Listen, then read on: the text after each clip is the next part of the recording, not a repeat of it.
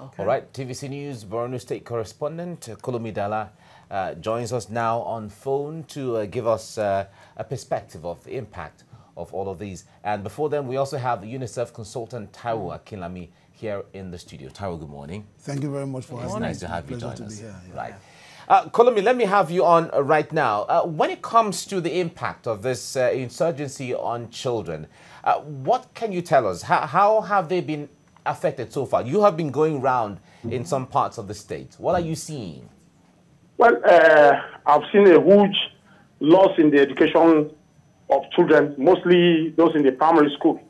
Because what I've observed here over the years is that most of them were even born in the IDP camp.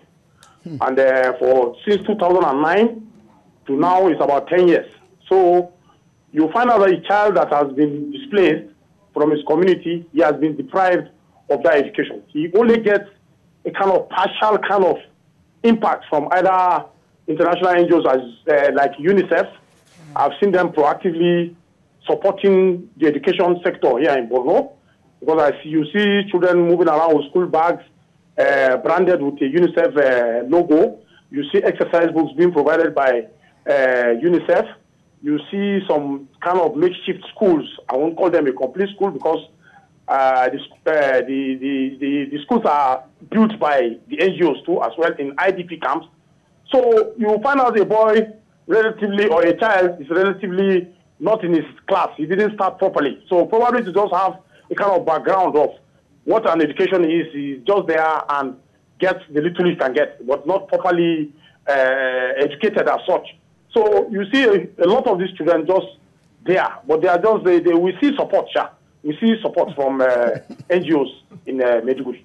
I mean, you took it right out of my mouth, Kolomi Dala, talking about support. But the thing is, how far-reaching is the support, the interventions from organizations like UNICEF, Médecins Sans Frontières, and other organizations? How impactful are these?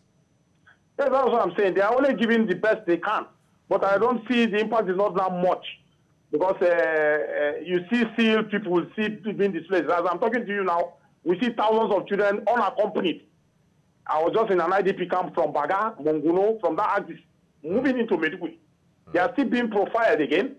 And school is already running. Children in private schools are going. Children in government schools are going. They are in the IDP camp. So before you get that boy running into the school again is another issue. But there, I know they have some programs whereby they assist these children. Okay. And I've seen them building schools. I've seen them giving them books in IDP camp, but just a small number, because so many of them are more outside the school environment than the ones the NGOs are providing. Okay. Now, okay. Oh. Yeah, on the issue of malnutrition, we've heard about some kind of packaging of food to deal with the malnutrition challenge that is really, really bad. 35 million children under age 5 are affected by acute, malnutrition, also known as severe acute malnutrition, also known as SAM. What can you tell us about this particular nutritious food provided by the organizations? Well, we see that food is a kind of nutrient being given to children that have that ailment. And I've seen an improvement in a decline in the number of people that have malnutrition. I've seen mothers that are being catered for to actually, they are better off than when they came in from their displaced communities.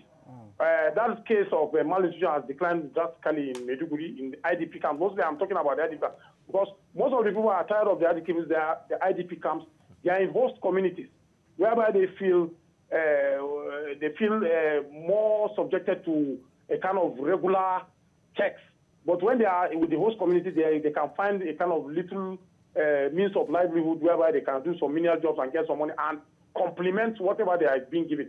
I believe I've seen a kind of serious decline in malnutrition in Borno.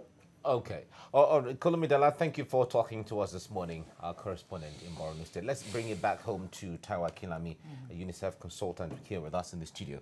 Kolomi said something that many of these children are born in IDP camps. So besides IDP camps, they have not known what life is, outside. What society really is. So when we're talking about values and all of that, these people don't know anything. The only thing they know is food for survival and nothing else.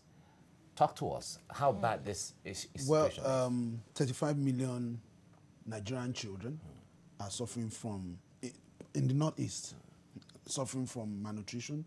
2 million displaced, over 1 million out of school. So you know that we are dealing with a crisis of a very high magnitude.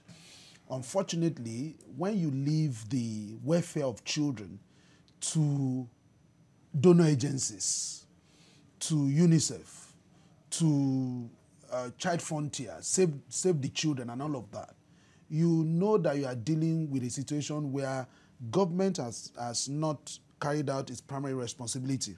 The welfare and the security of the people shall be the primary aim of government. What should happen is that these international organizations should complement or supplement what the government is doing. Yeah. They should not become the key actors in finding succor for these children. The question is, what is the plan at the level of the state government, at the level of the local government, at the level of the federal government? Those are critical issues. Now, identity is key. A child has a right to identity. It's a fundamental right of the child under the Child's Right Act of Nigeria. Now, when a child does not know his or her community, when a child is not growing up in a community, when a child is denied of that identity, who he is, who his father is, who his mother is, and the environment in which he or she is growing up, that has unusual impact on the development of the child. And these are fundamental issues that we need to begin to look at and begin to ask the critical question, because at the end of the day, insurgency has been with us since 2009 or thereabouts. Now, what is the special plan for children? Rescuing them, now note that rescuing them from the impact of insurgency. If we are not able to, stop insurgency for now, is it not possible? If somebody has been in IDP camp for 10 years, why are there no schools in the IDP camps? Why are there not health facilities in the IDP camps? Why is the place not made a bit, comfortable for the children? I've been on this program before where we're addressing the issue of diversion of food. Donor agencies, good-spirited Nigerians are donated food to these people, and at the end of the day, what happens? This food is diverted, by some people. But to what extent really can government intervention, or even the intervention of donor agencies like UNICEF, go a long way to actually provide the kind of succor that these children need? 2 million in the IDP camps. Yes. What happens to the other 30-something million who are outside within the same Northeast? What kind of interventions really would you imagine that government can bring to bear? There's a Northeast Development or Northeast Commission, which hopefully will get on stream very soon. But what kind of concrete steps really do you expect from government? For you to make concrete steps, you need to have a stakeholders forum. Now, there are people whose responsibilities or commitment has been to work with children, has been to study their needs, has been to understand what their challenges are, particularly when it comes to conflicts. Now, UNICEF has done extensive work in that area. The question is, what level of consultation? Because you see, you don't solve a problem because you are passionate about solving it. You have to be strategic about solving it. So the number one thing is there has to be a political will that wants to solve a problem, apart from just wanting to please the international community to see that you are doing something. So that commitment will now mean that there has to be a plan.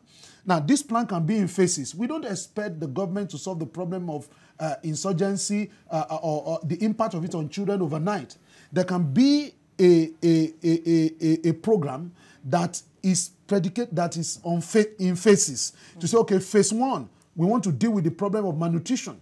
Phase 2, because food is critical. Phase 2, we want to deal with the issue of education. Phase 3, we want to begin to see how we can relocate these people to their communities. Phase 3, we want to see how, when we relocate them, we want to begin to empower their parents and their caregivers to find something doing, because you know that their businesses, when the people are displaced, their businesses, their livelihood and all of that has been displaced. So there has to be a commitment to come up with an agenda a strategic agenda to ensure that from A to Z, back to back, how do we solve this problem? But when a problem, you see, because the way to solve problem globally for children now is system.